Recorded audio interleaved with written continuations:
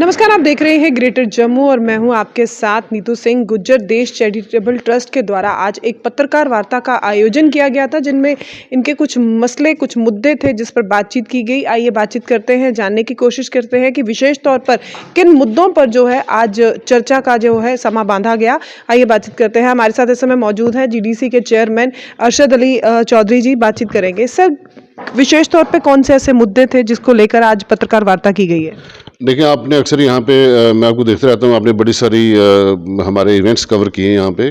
तो गुज्जर देश charitable trust हमेशा ही गुज्जरों की फलाह बहबूद के लिए, उनकी तालीमी आगे ले जाने के लिए, उनकी बाकी सोशल जो इश्यूज़ हैं उनको आगे ले जाने के लिए कोशिश रहा है। और आज का जो मकसद हमारा ये था कि चूँकि गुज्जर कम्युनिटी को पिछले दिनों टारगेट किया गया, यहाँ पे गुज्जर कम्युनिटी के कुछ घर यहाँ में डिमॉलिश की गई कठुआ के अंदर, मडीन तहसील में और डिस्ट्रिक्ट कठुआ में। आज का हमारा मकसद यहाँ पे आपको लोगों को मदऊ करने का और हमारे यहाँ प्रेस वार्ता करने का यही था कि हम आप लोगों के माध्यम से स्टेट एडमिनिस्ट्रेशन से ये गुजारिश करें, ये रिक्वेस्ट करें कि मेहरबानी करके हमारी इस ट्राइबल कम्युनिटी को, इस गरीब और पसमानदा कम्युनिटी को इस तरह ना खुदेड़ें, उनके लिए बेहतर इंतजामात करें, उनके लिए घर बनाएं, उनके लिए बाकी बुनियादी सहूलियात दें, कि ना कि उनको वहाँ से उनके घर गिरा के उनको किसी वहाँ से दरबदर किया जाए और वो अपने बच्चों को लेके और माल मवेशी को लेके दरबदर हो जाएं। ऐसा ना कीजिए। यही हमारा मकसद था कि स्टेट एडमिनिस्ट्रेशन से और स्पेशली चीफ मिनिस्टर साहब उमर अब्दुल्ला साहब से मैं गुजारिश करते हैं आप लोगों के माध्यम से कि इस बात का नोटिस लीजिए और इन लोगों के लिए बेहतर स्कीम लेके आइए। और LG साहब से भी गुजारिश करते हैं।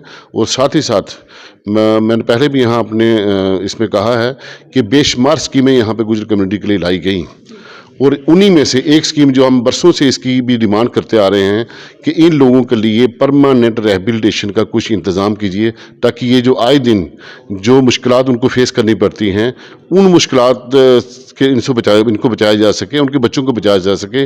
उनके लिए उनको तालीम से वो डिस्टर्ब हो जाते हैं। हमारी अगली जनरेशन जो जब उनको ये पता चलता है कि उनके घर गिराएंगे, तो उन पर साइकोलॉजिकल इफेक्ट्स इतने होते हैं कि बच्चे वो तालीम की तरफ भी नहीं जा पाते, वो अपना कारोबार भी नहीं कर पाते।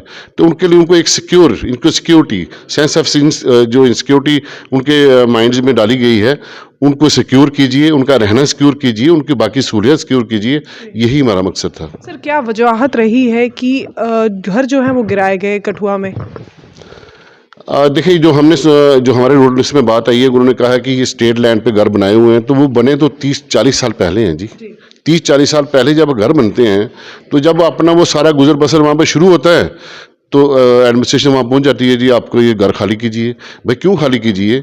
आप अगर बसे हैं, हम तो ये डिमांड करते हैं कि उन लोगों को वहाँ पे बसाया जाए, बजाय उनको बसाने का वहाँ से उनको उखाड़ के उनके घर गिरा के उनको दरदर करते हैं, उनको मुश्किलात में डाल देते हैं, और इस सर्दी के मौसम में। तो ये तो अच्छी बात नहीं है ना। सर, क्या कारण लगता है कि क्यों गुज्जर कम्युनिटी को बार बार टारगेट किया जाता है? ये हमारी बदनसीबी है, जो हम समझते हैं कि हम कह रहे हैं कि रिफ्यूजी जब 1947 से हम और वो इकट्ठे ही माइग्रेंट हुए, उनको मालकाना हकूक़ भी मिल गए, हमें नहीं मिले, उनके सब फैसिलिटी मिल गई, हम उनके खिलाफ में नहीं हैं, वो हमारे भाई है। लेकिन हमने हमेशा सरकार से यही दरख्वास्त की, जैसे फॉरेस्ट एक्ट का मैं पूरा हिंदुस्तान में फाउंडर मेंबर रहा हूँ, और उसमें क्लियर लिखा है, जब हरिद्वार में वहाँ हमारे लोगों को, ट्राइबल लोगों को ज़मीनें दी गई, तो फी कुंबे को 32 कनाल ज़मीन वहाँ दी गई। अब मेरे अरशद भाई ने, जैसे साहब ने कहा कि कम से कम हमें 5 मरले को छोड़ो, 100 भैंसे हैं, 20 भैंसे हैं, एक फैमिली में 20 आदमी हैं, कम से कम उनको 5 कनाल ज़मीन होनी चाहिए। ये हमारी डिमांड है। ये बार बार उखाड़ने से जैसे हमारे बच्चे डिस्टर्ब हो रहे हैं, एजुकेशन में हो रहे हैं, पढ़ाई में हो रहे हैं। अच्छा, कुछ तो है ही न्यूमेटिक है, जो 6 महीने यहाँ बॉर्डर एरिया में काटते, 6 महीने पहाड़ की ढोकों में जाते हैं, जहाँ उनको इंसान नज़र ही नहीं आता, जहाँ ऊपर वाला खुदा आता है नज़र, तो जहाँ वो पहाड़ नज़र आते हैं। तो ये सारी ज़िंदगी हमारी सफ़र में गुजर रही है। मैं इसीलिए देश के प्राइम मिनिस्टर से भी दरख्वास्त करता हूँ, और फॉरेस्ट एक्ट के तहत इनके पास गुंजाइश है कि जहां फॉरेस्ट एक्ट के तहत 32 कनाल हरिद्वार में हमारे लोगों को ज़मीन दी जाती है, तो 5 कनाल देने में यहाँ इनको कोई प्रॉब्लम नहीं है। उसी रूल को इम्प्लीमेंट करें, ताकि जहां लोग एक तो हमारे सेटल है, वो ज़मीन इनके नाम रेगुलाइज की जाए, जो बचे हुए हैं उनको उन जगहों पर सेटल करें, तब ही ये बीमारी दूर हो सकती है। वरना इसका शिकार करते करते हमारी कई नस्लें ख़राब हो गई है, बच्चे ख़राब हो गए हैं। कैसे हम तैयारी करेंगे डेवलपमेंट की तरफ से, कितनी स्कीमें, जैसे हमारे साहब ने बताया कि कितनी डेवलपमेंट की स्कीमें, मैं उनका नाम नहीं ले सकता, डेयरी यूनिट है, मक्खन, ये सारी इंडस्ट्री ये तो हम लोग चला रहे हैं। सारी इंडस्ट्री जो मिल की है पूरे यहाँ JNK के पंजाब, इसके अंदर तो सारे लोग हम चला रहे हैं, लेकिन उसके बावजूद भी हमें कोई बेनिफिट नहीं। हमें दूध बेचने के लिए सिटी में कहीं जगह नहीं मिलती कि अपना दूध लेकर डायरेक्ट, ताकि हमारी पब्लिक जो है सिटी के अंदर उनको अच्छा दूध मिल सके। हम वहाँ से अच्छा दूध देते हैं, आगे जाके हमें बदनाम कर देते हैं कि इनका दूध पानी वाला है, लेकिन हमसे तो वही 200 ग्राम के हिसाब से वही 40 रुपये 30 रुपये हमें देते हैं, आगे वहाँ भी हम मार खा रहे हैं। ये हमारी बदनसीबी है। मैं आपके माध्यम से यही दरख्वास्त करता हूँ कि हमारी जो ये मुसीबत है इसको हाईलाइट करें, ताकि आने वाले दिनों में ये हमारी मुसीबत जो है गवर्नमेंट जो है इस पर कोई डिसीजन ले, और ताकि ये बीमारी हमारी दूर हो सके। सर, अब तो जम्मू कश्मीर की सरकार का गठन भी हो चुका है, लगभग 3 महीने हो चुके हैं। क्या लगता है कि आपके जो बातें हैं, जो आपकी मुद्दे हैं, उन पर यहाँ पर जो सरकार बनी है वो कुछ रोशनी डालेगी?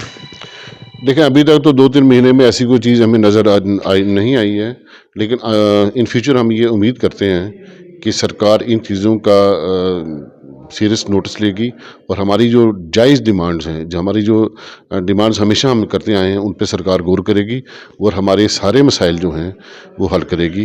क्योंकि ये प्राइम मिनिस्टर साहब ने हमेशा, मैं पहले भी कह चुका हूँ, प्राइम मिनिस्टर साहब ने बार बार ये कहा है कि ट्राइबल कम्युनिटी के लिए और स्पेशली गुजर कम्युनिटी के लिए कि इनको डिस्टर्ब ना किया जाए, इनकी जो बेसिक सहूलतें वो दी जाएँ।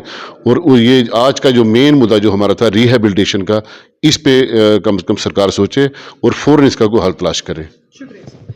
तो ट्राइबल कम्युनिटी के साथ साथ गुज्जर कम्युनिटी, जिनके ऊपर लगातार जो है इस तरह के वाक़या जो है पेश आते हैं, अक्सर इनकी कम्युनिटी को जो है वो टारगेट किया जाता है। ऐसे में गुज्जर देश चैरिटेबल ट्रस्ट के माध्यम से ये कहा गया है, सरकार से अपील की गई है कि जल्द से जल्द इनके मुद्दे और इनके जो मसाइल हैं उन्हें हल किया जाए। क्या कुछ कहना चाहते हैं आप इस वीडियो के बारे में? कमेंट सेक्शन में अपनी राय रखिएगा। तब तक के लिए मुझे दीजिए इजाज़त।